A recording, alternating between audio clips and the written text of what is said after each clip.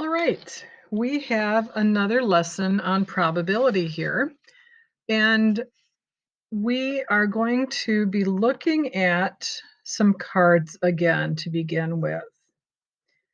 The problem reads, sometimes it is easier to figure out the probability that something will not happen than the probability that it will happen.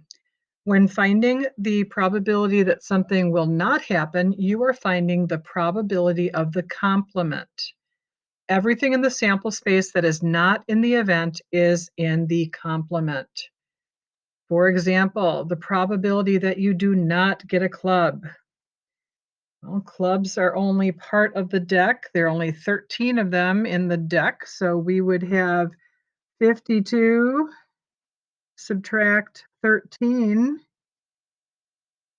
And the probability that we do not get a club is 39 out of 52. Or we could reduce that to 3/4. And we know that 3/4 of a dollar is 75 cents, or we could write it as a percent. The probability that it is not a face card. Well, there are 3 face cards, king, queen, joker, and 4 suits. So 4 times 3 is 12. 52 subtract 12 gives me, 52 subtract 12 does give me 40.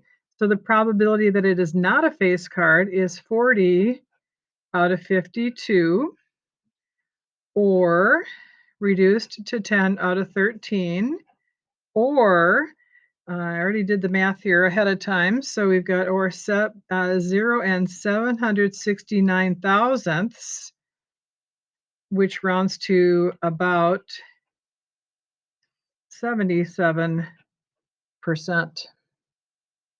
What would happen to the probability of getting an ace on the second draw if you draw an ace on the first draw and do not return it to the deck? Well, there's only going to be 3 aces, and the deck is going to be 51 cards. So the probability would change. Probability